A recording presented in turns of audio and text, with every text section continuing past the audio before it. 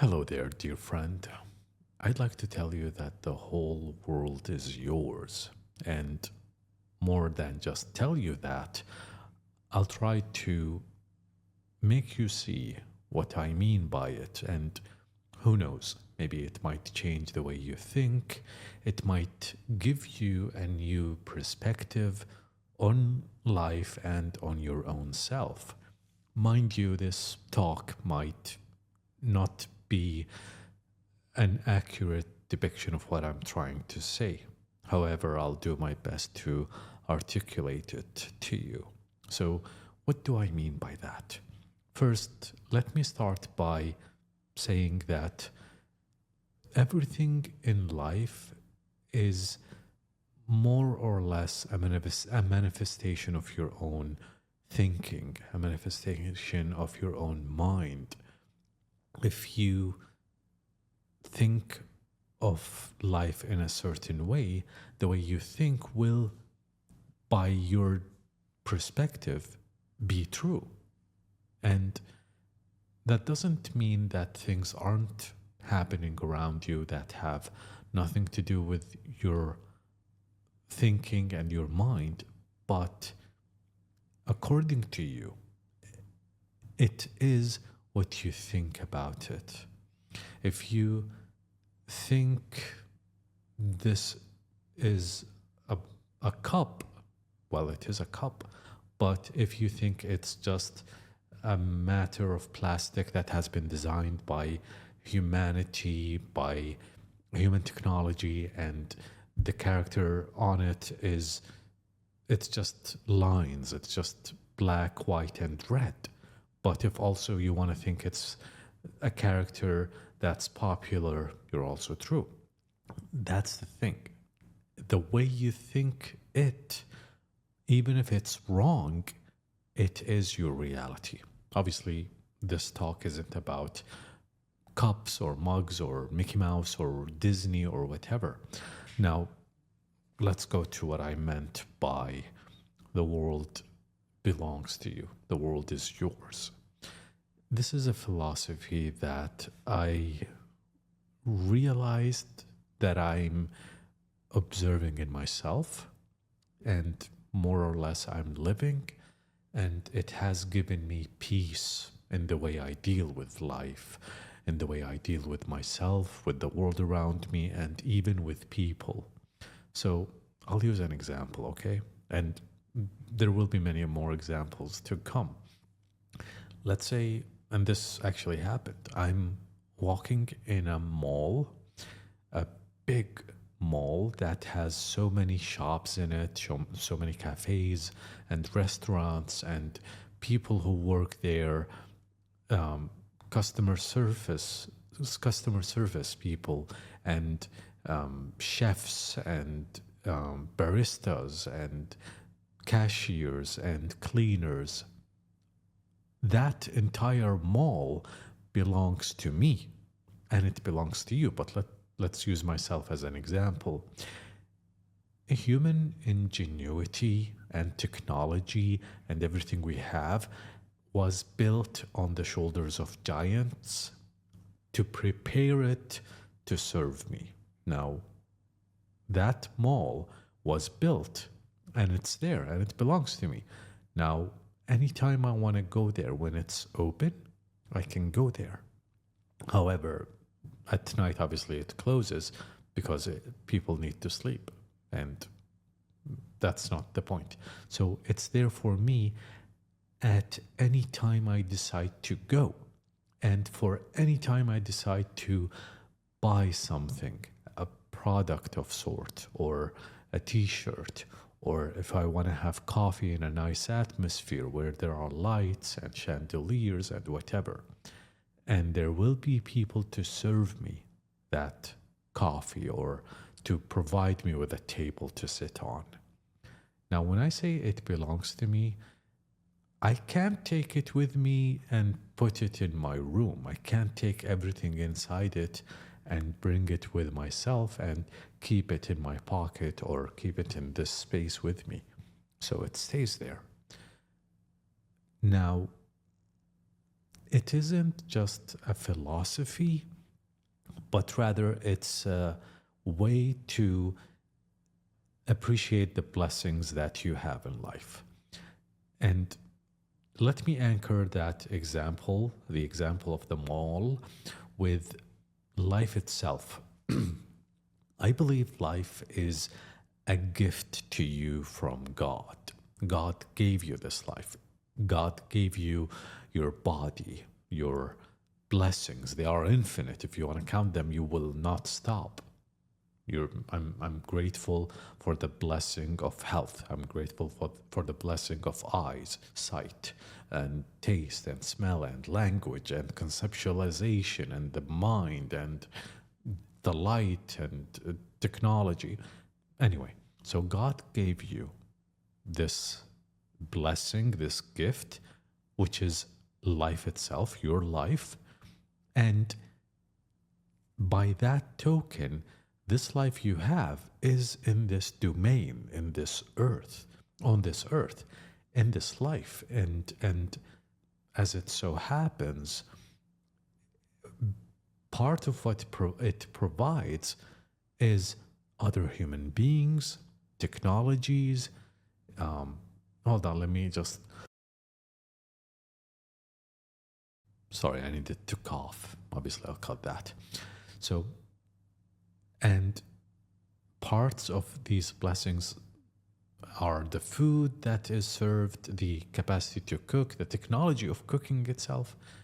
And you might have a counter argument saying, well, I don't have the money to buy those things. I don't have the money. It doesn't matter what you have. Life provides, and what you want, you can get. What you wish for is already there. Well, you might also say, I want an expensive luxury car. And that opens a whole other door, which is, what makes you want that? Is it to feel good? Is it so that you would impress certain people? Is it so that you can live in a specific, what do you call them? Like a specific kind of social circle? That's not really what you want. Even if you think it is, it isn't even about money itself, because here's a funny way of looking at it. Another example, I have, where I live, so many luxury cars, and they are currently on the street, parked somewhere, all of them. And the key to each one of those cars is in the pocket of someone else. And I'm okay with that. Let them drive those cars. I'm happy that someone else is using these cars. You might think, well, you don't have the money to buy it. It's not about material ownership. Now, I'll use another example. Let me say I have 4 palaces. Well, physically they don't exist. So let's say I have 5 houses, which actually physically exist right now. Physically, I cannot inhibit the 40 rooms in those 5 houses. Well, it's not 40 rooms. Let's say 20 rooms in those 5 houses. I can only inhibit 1 room. Even in my apartment right now, I cannot exist everywhere at once. I cannot exist in this room and in my car and in my gym where I have a membership to go there. I can only exist in one place. I can sleep in one bed. I can only lie on one couch.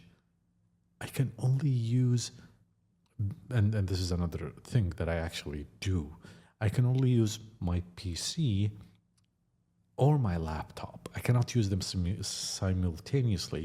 Even if I have them both open, it's going to be way too distracting. I only have two hands and one set of eyes that I can look like in one place.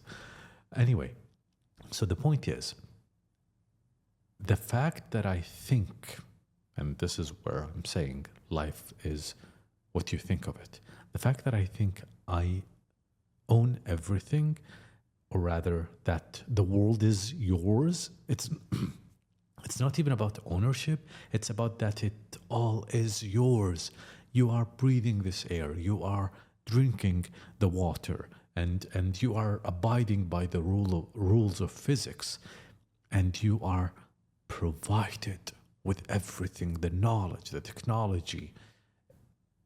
It's all yours. It's not about legal ownership. It's not about technical ownership. Because, newsflash, and this is something you know before I even tell you anything, nothing is really lasting for you. Not even your body, not even the way you think. A year from now, the way you think will be different from the way you think right now. This physical body, it's temporary. The things you own are temporary. Life itself is temporary. But when, let's go technical now, when I say something you owned in the past, but it is gone, does that mean it's not yours? It was never yours to begin with? Who knows? I think it was yours, but its time has passed. So why am I providing you with this mindset, this conceptualization, this philosophy? Because it brings peace with it. It cleans your soul from the idea that you need millions, you need money, you need objects to feel content, happy, or fulfilled. You don't need any of that. And the fact is, if it already exists in life, it already is yours.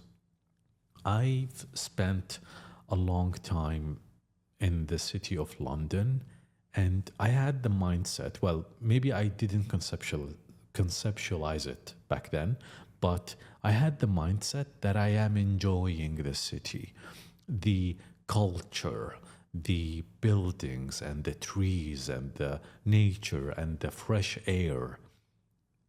I conceptualize that I am enjoying the existence of all the other human beings and the structure of transportation and the safety, all of it.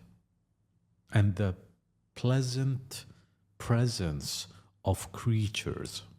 You know, when there are dogs walking around or birds flying in the sky, or sometimes in the gardens when there are squirrels and ravens or crows or both. I was enjoying everything that I have there. I was enjoying how this world is mine. I belong in it, and it is, well, I belong in it, and it belongs to me. Now, another conceptualization of this mindset is how you are part of the universe and the universe is part of you. You are the universe and the universe is you. It is the same thing. I want you to detach from the idea that if you can't afford it monetarily, you can't have it. It's not about the money. It's not about paying for something. The whole concept of money, of materialistic ownership, it's a limiting belief. It's a limiting mindset. You think, I have to keep working to get more money and to become richer. this whole thing is built to encage you. You're just a hamster on a hamster wheel. Well, a gorgeous hamster, I'll say that.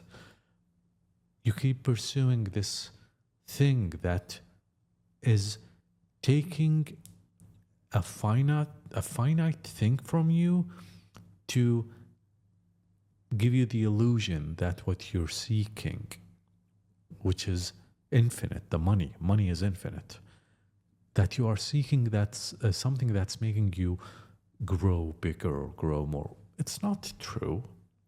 It doesn't matter that, hey, I have to make more money to buy a watch or a car or a whatever, a luxury item or a bag. I want this brand to show that, hey, I'm wealthy. None of that matters. That is hollow. It's not the right way to think of how things belong to you. Life itself is yours. And I'll leave you with this, okay? It's amazing how when you have a desire, when you want something, the whole universe, it works to make that thing happen. The world itself, if you seek to do something or if you want something, somehow the universe leads you to it and leads it to you. I mean, here's another thing. This video you're watching, the platform you're watching it on, the device you're watching it on, all of it is yours. It's been provided to you. I bought a camera and a microphone and I took the time to record this, and I bought lights and I've practiced how to speak and how to think just so that I can provide this talk for you. You see the concept of how the world is yours? So back to the thing that I said is going to be the last thing I say. So when you desire something or you have a goal or you want to do something, the entire universe conspires to give it to you. I wish to learn 3D because I love 3D artwork, and the universe conspired to make me get into 3D. I'm not sure if this is showing on camera or not. And I do 3D now. I wanted to open a YouTube channel or a podcast and talk, and the universe provided. I loved writing. I loved writing even when I didn't know I loved writing when I was a kid. And I wrote, and the universe provided, and somehow I published a book. I loved fitness. When I was a kid, I thought, you know what? I have a good personality. I'm a good soul. I'm a kind soul. I'm a good human being. And I want a body that represents that. And I got into fitness. Obviously, that wasn't the only reason. I grew to love physical activity and working out. And I have been provided with a gym and weights and the technology of actually, and the technology and the knowledge of bodybuilding and calisthenics and fitness and gymnastics. The world provided that. If I didn't care about that, then the world will be like, it's okay, it's there, but if you don't want it, we're not going to provide it to you. The universe, it's not a we, but a whole thing. It will not provide it to you. So I hope this leaves you better. Take care.